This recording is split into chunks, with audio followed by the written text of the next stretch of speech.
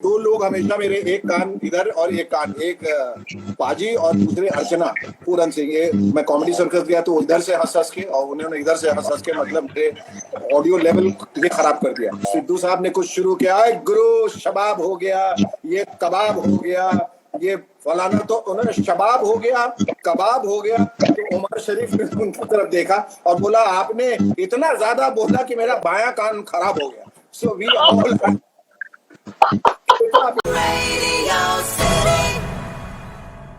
प्रणाम सर। राम राम, कैसे हैं? दिखाई दे रहा हूँ फाइनली? सर तो एक क्वेश्चन आ गया सबसे पहले। हाँ बोलिए ना। सर क्वेश्चन आया अगेन, आप की बुक, हाँ जो बुक आ रही है शिखर से शिखर तक, सो मतलब कब आने की उम्मीद है उस पर? कुछ क्वेश्चन आया। अभी शिखर तक तो अभी आधे रास्ते हूँ, अभी किले फतेह नहीं हुई, अभी माउंट एवरेस्ट दूर है। I think there is a long way to go, miles to go before I sleep. वो book was my father's dream actually. He wanted to write शिखर से शिखर तक, as like a father he was very, और वो किताब लिखना चाहता था। Fortunately he fell prey to Parkinson's और वो लिख नहीं पाए। उनका शायद वो अधूरा मैं पूरा करूंगा, but the name of the book will not be शिखर से शिखर तक, वो तो रहेगा ही, but I have a different name for my book, which is a bit of a suspense what the film is going to be called, the book is going to be called. So I have started writing it, but अभी बहुत ही nasty stage पे, but जब भी होगा मैं I'll make an announcement for it. अच्छा, Shekhar sir का वापस क्वेश्चन आया, तो वो मोटिवेशनल वाली स्टोरी पर हम आ रहे थे ना वापस, तो वो कह रहे अरे वो असली मोटिवेशन तो उन्होंने बताया ही नहीं। तो कोई सर देखो बचपन के दोस्त है, बहुत कुछ पता होगा उनको, शायद वो पूछना जो चाह रहे हैं आप बता नहीं पा रहे थे। नहीं, असली मोटिवेशन आपकी थी मोटिवेशन। फिल्में तो मोटिवेशन थी ही, और कहीं ना कहीं आपके एक इमेजिनेशन में एक प्यार होता है, you know, this is I am going to fall in love with a certain girl, और वो I think that becomes a great motivating factor. I think love is a great motivating factor in life. Love makes you do crazy things and you can do the impossible. So definitely that was the love that I had imagined that I would eventually encounter is something that had motivated me. And of course I was greatly inspired by Amitabh Bachchan and Dilip Sahab. जब दिलीप साहब की फिल्में देखते थे, अमिताभ बच्चन और Rajesh Khanna, so there were phases that you know, these were the people who were really inspired. और जो इर्द गिर्द के मेरे जो माहौल था पटना में, I had gathered so much from the city and from what I had seen, so I thought I must put it into my acting and my craft, and it really greatly helped me. You know, even Moves and Shakers, being from Patna, it really helped.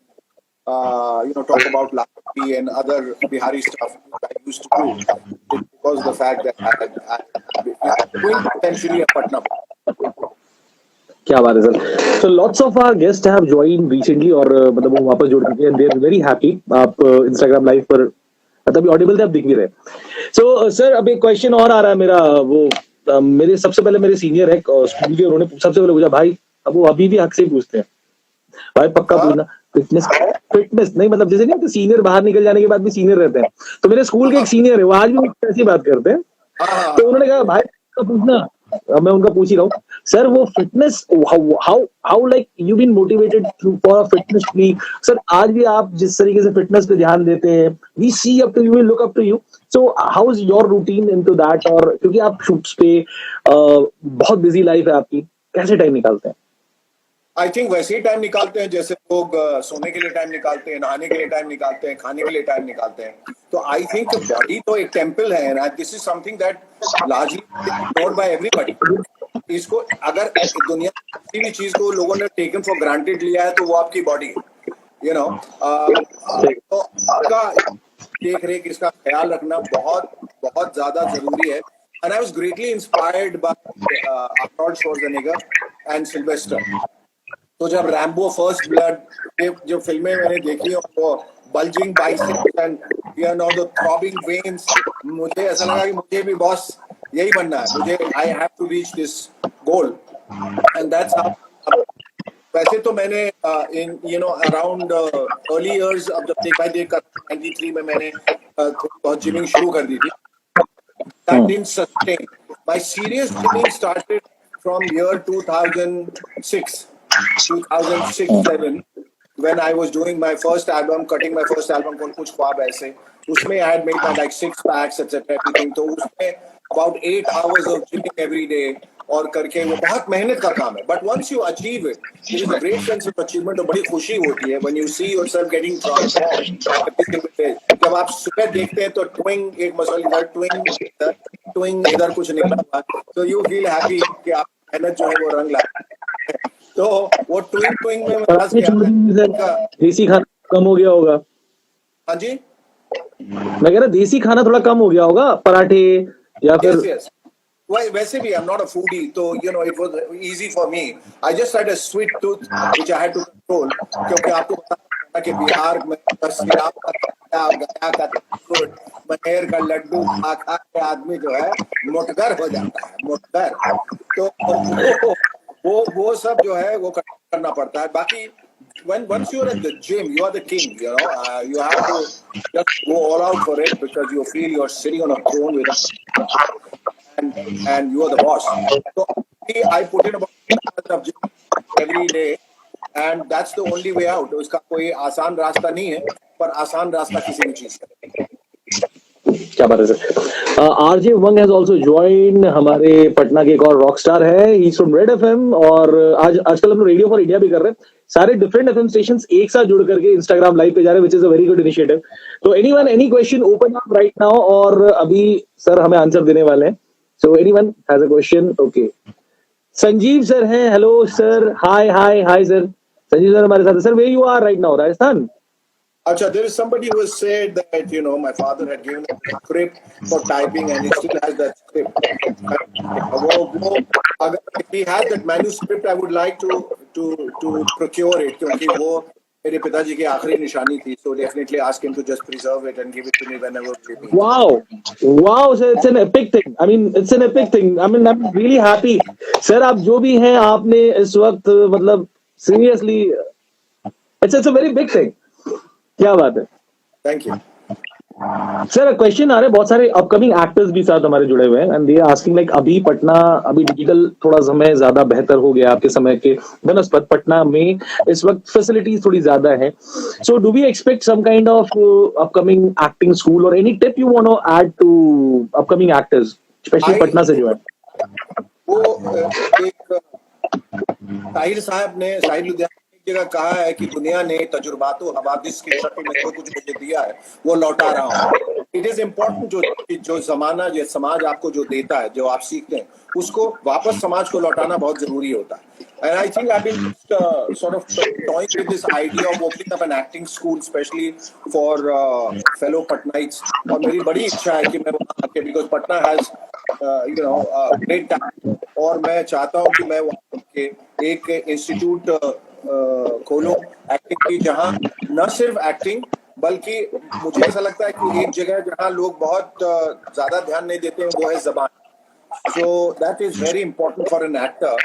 I think दो वजहें हुई जिनकी वजह से बच्चन साहब और दिलीप साहब जाने गए, वो जबान की वजह से थे. उनकी जबान बड़ी साफ थी. So for an actor, that's the first and foremost thing, that you have to brush up your language. You have to be good in English, Hindi, Urdu और मुख्तलिफ जितने भी लैंग्वेज हैं, आप जितना सीख सकते हैं उतना कम. So I like to impart whatever that I have learned. जब भी मैं पटना आऊंगा इस उम्मीद के साथ मैं कुछ वहाँ के लोगों के लिए कर पाऊँ. Definitely I like to. क्या बात है सर. एक रिक्वेस्ट है, ये मुकेश जी के किसी भी गाने की.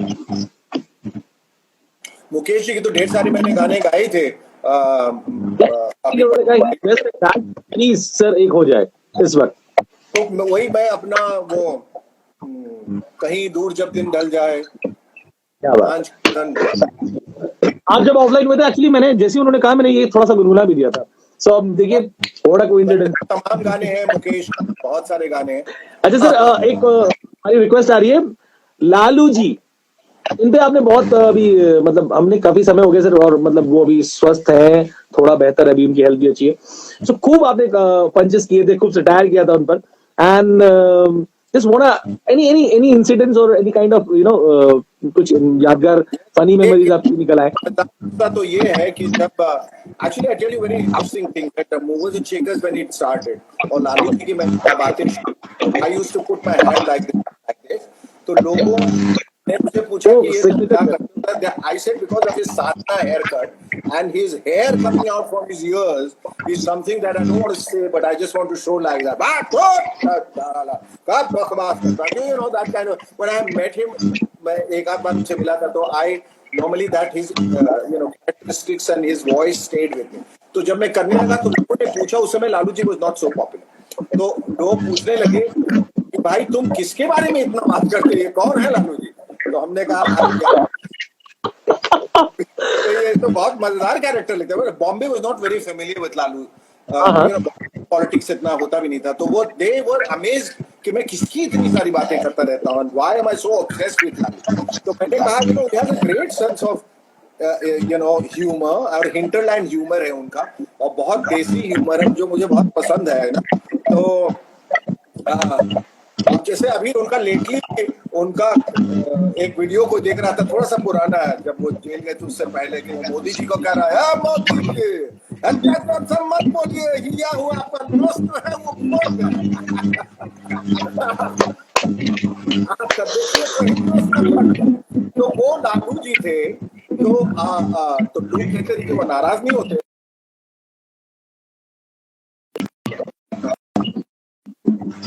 understand that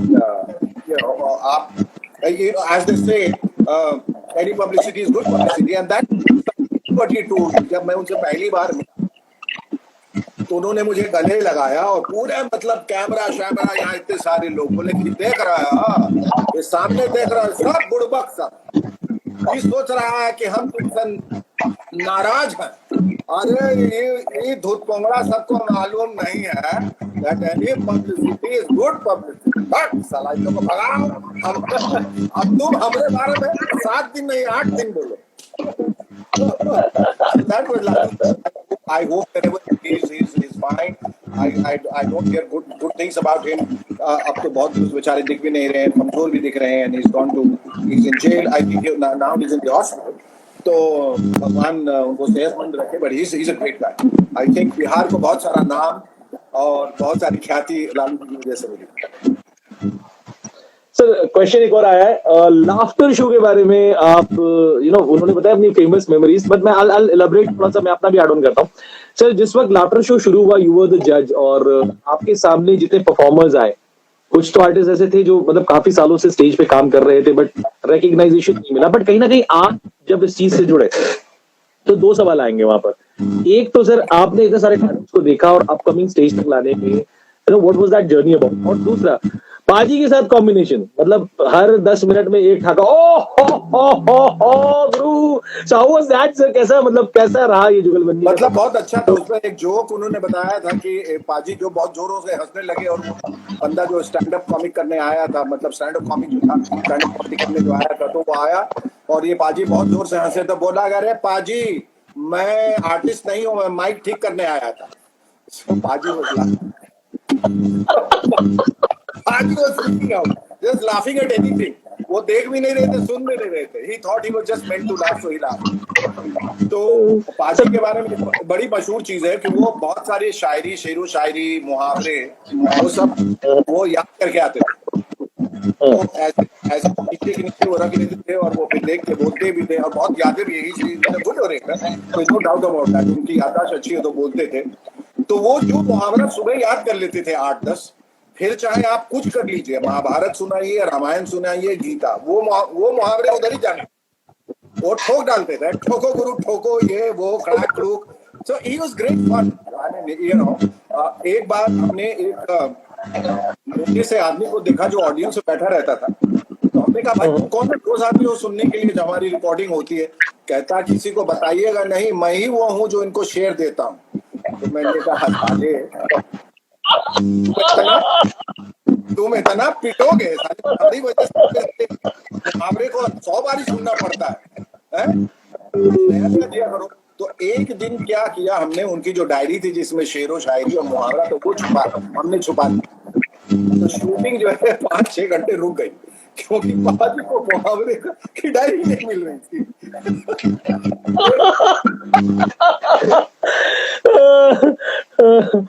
सर तो अच्छा, ये भी सवाल इसके साथ साथ, एक्चुअली आपने बहुत सारी चीजें खोल दी, तो मतलब पता भी चला। मैं पोस्ट प्रोडक्शन में अगर वो हंसी लगती थी, क्या वो सच में इतने लाउड, इतना आपके बगल में बाजू में हंसते थे? तो ईएनटी इशू नहीं हुई? मतलब हाँ जो बहुत बहुत बहुत बहुत दो लोग हमेशा मेरे, एक कान इधर और एक कान, एक पाजी और दूसरे अर्चना पूरन सिंह। ये मैं कॉमेडी सर्कस गया तो इधर से हंस हंस के, और उन्होंने इधर से हंस हंस के, मतलब मेरे ऑडियो लेवल ये खराब कर दिया उन्होंने।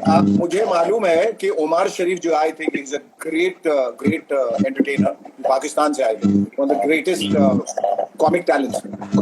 तो वो बैठे थे मेरे बगल में, सिद्धू जी थे और फिर मैं बैठा था। तो सिद्धू साहब ने कुछ शुरू किया, गुरु शबाब हो गया, ये कबाब हो गया, ये फलाना, तो उन्होंने शबाब हो गया, कबाब हो गया। तो उमर शरीफ ने उनकी तरफ देखा और बोला, आपने इतना ज्यादा बोला कि मेरा बायां कान खराब हो गया। सो वी ऑल,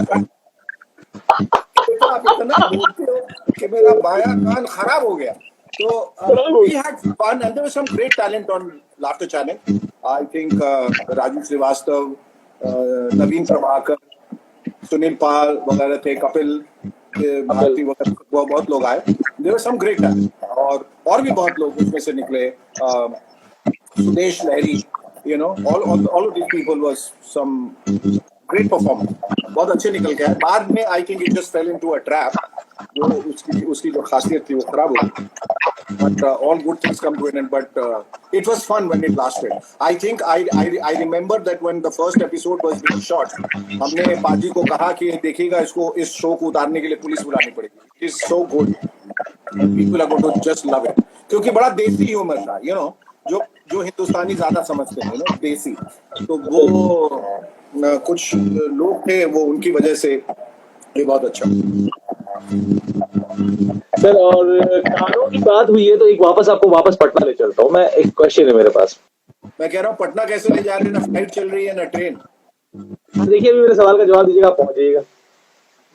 तो पटना शहर ऐसा इलाका जहां आपको खुला खुला तो महसूस हो गई, आसमान तो दिखेगा ही। पटना का एक हरा मैदान, खुला आसमान। पटना का हरा मैदान, खुला आसमान, उसके बगल में एक इमारत, पुरानी, काफी पुरानी, सदियों पुरानी इमारत। एंड लास्ट क्लू है, बगल में एक स्टैच्यू है, नेपाल के प्रधानमंत्री जीपी कोइराला। हाँ, तो वो जगह कौन सी आप पूछ रहे हैं? जगह कौन सी?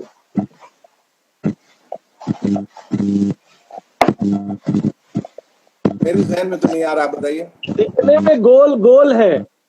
गोल घर है? सर, आप तो मतलब पकड़ में आ गए। पकड़ लिया। मैंने कहा था आपको घुमाते घुमाते पटना ले ही जाऊंगा। आपने भी पूरी मेमोरी सोची होंगी और आपको बिल्कुल गोल घर वही है, बस खाली एक गोल घर है, गोल सा। हाँ बिल्कुल, वहाँ तो कई बार लोग जाते हैं। Of course. तो आई थिंक मेरी आवाज थोड़ी सी कट रही होगी, इसलिए आपको सर तकलीफ आ रही। कमेंट में भी आ रहा है वो सारी चीजें। सर, कॉमेडी से वापस मैं आपकी जर्नी पे आता हूँ। टीवी सीरीज जब आपने शुरू की, आपको मतलब, मैं तो कहूंगा, और इनफैक्ट कई सारे एक्सपर्ट भी ये मानेंगे, भारत का पत्थर होता, हाथ रख दिया तो सोना हो जाता है ना। तो आपने जिस भी सीरीज को टच किया, at that level it was the most hit series. Reporter की बात कर ले, देख भाई देख की बात कर ले, then it was about moves and shaker, laughter challenge था, पोल खोल था, बहुत सारे number. So the first episode you shot about like reporter, जब आपने शुरू किया था, तो मतलब आपके जहन में क्या चल रहा था उस वक्त? कितना बड़ा आसमान आपने देखा हुआ था अपने लिए? आई थिंक देखिए, मैं आपको बताऊं कि एज एन एक्टर मैं एक बहुत ही दुविधा से गुजर रहा था, और वो दुविधा ये थी कि after doing very big films and starting of with Rekha in Utsav, I had to finally accept the fact that I have to do television. which was not considered a big thing then. तो जी। लोगों ने मना किया कि television मत करो and stuff like that. I eventually realized that for an actor, his work is far more important than the size of the screen. और film तो at any given period of time मैं कर सकता हूँ, but this is not an opportunity that I want to just let go of like this. Reporter का role बहुत अच्छा था और तो मेरी कंधों पे एक बहुत बड़ी जिम्मेदारी थी because I was playing the title role.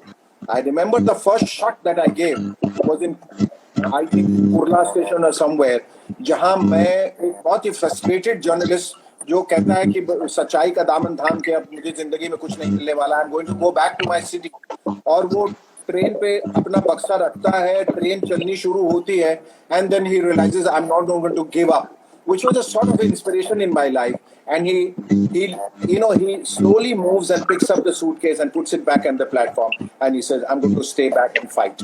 And वही मेरी मनस्थिति मेरी जिंदगी में भी यही थी कि मुझे लड़ना है और मुझे जीतना है. संघर्ष चाहे कितना भी घना हो और कितना भी ज्यादा हो, I think as a human being इंसानी ताकत बहुत बड़ी ताकत होती है, एंड आई थिंक मन की ताकत उससे भी बड़ी ताकत होती है शरीर की ताकत से. और मैंने उस दिन तय कर लिया था कि मुझे इस शहर में कुछ बनना ही है, and I am going to make it big, एंड मैं एक जिम्मेदारी लेके यहाँ पर आया हूँ, एंड आई हैव उसको मुझे पूरी करनी है. And that's how it's all started. Of course God was kind, audiences were kind, they gave me a lot of love and affection and acceptance, and things just, I never looked back after that.